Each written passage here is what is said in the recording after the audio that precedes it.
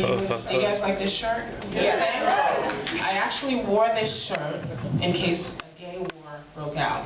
Do you guys know about this? So basically, I mean, obviously, if there was some kind of race war, let's say there was some kind of like divisive issue separating the nation that stemmed from some kind of racial tension. I know that doesn't happen, but just try to stretch your imagination. And let's say there was a race war, and obviously, I mean, clearly I'm black, and the black people would accept me as one of their own, and I would go on the black side. Now, if there were like a gay versus straight war, I'm not necessarily screaming lesbian, so I like to always make sure I have on at least one article of clothing or some kind of trinket to make it clear what side I'm on, basically. Actually, it's one of the bylaws of the gay society. You guys know about this, right? I mean, clearly there's a gay society to promote a gay agenda, duh.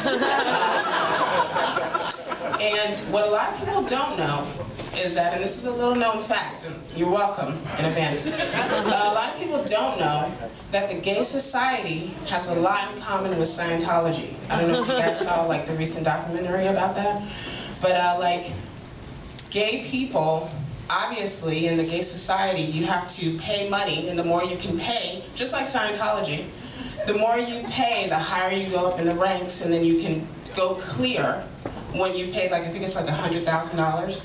Well, gay society is similar. Obviously, I haven't put in a lot of money, but if I were able to, I would be able to ascend to the ranks of going queer. So there's like a lot of similarities. But the coolest thing about being gay for me has been other people's reactions. And I just want to warn you, I'm going to make some sweeping generalizations about like different groups of people just because it's fun to do and no one can get hurt by that, right? So like me being gay for like young white people is totally awesome. Because in this time they're like anti-Monsanto, anti-GMOs, make sure you get your dogs from a shelter, not from a kill puppy mill, and like they're all excited about the fact that I'm just black and a woman. Like I'm so welcome there. And then the dreads, they're like, they think I'm more down for the cause than I probably am. So like, by the time you add the fact that I'm gay, they like literally can't even.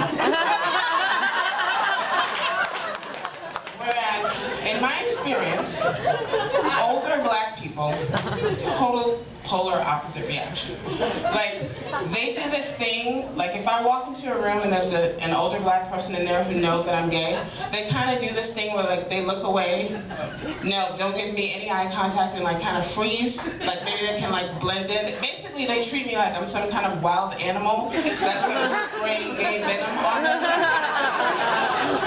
So, and you know, I actually had like an older black guy come up to me after the show, and he was like, "Hey, that was like really funny what you said about your friend."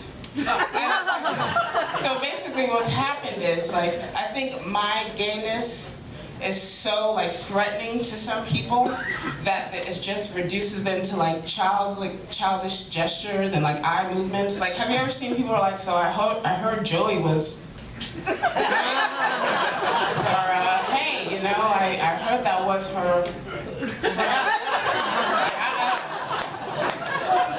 So anyway, me and my friend actually ended up getting married earlier this year, or gay married. Gay married is actually the legit name. It says that on our gay marriage license. My wife is actually Jamaican, and she, right after we got gay married, she quit her job and went back to school, which is weird timing. But she went back to school for nursing. She's also taking care of a friend's kids part-time when she's not in class. So basically, my Jamaican wife is going to school for nursing and does nannying on the side.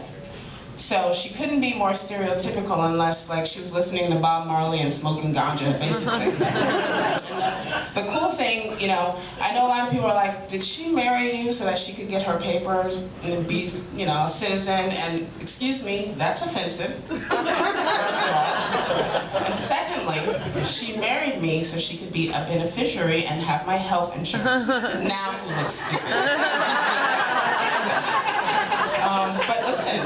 insurance card is like, she's putting miles on that thing. Like, when I tell you she's a hypochondriac, I mean, it's so ridiculous. She has so many fake illnesses that, like, I now have a fake illness. It's called hypochondriac fatigue syndrome. So basically what happens is, when she tells me she doesn't feel well, like, I automatically do one of these before I even ask her what's wrong. And she's like, just jumps to the worst case scenario. Like, she coughs and thinks she has tuberculosis. We actually got a flyer in the mail today that said, hey, you know, when you turn 40 this year, it's time to get a mammogram. And she's like already online looking for cancer treatment centers. She's really crazy with that. But like, I go to, I like going to the doctor, not as much as she does.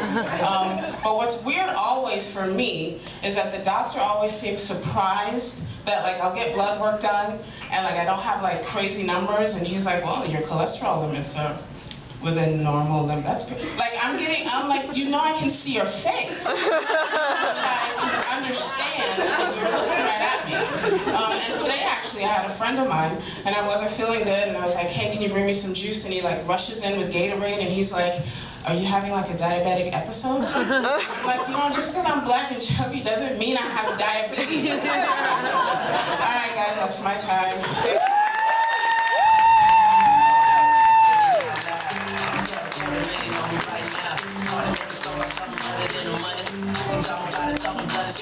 Pretty women, are you here right now? Give it up for Shana one more time.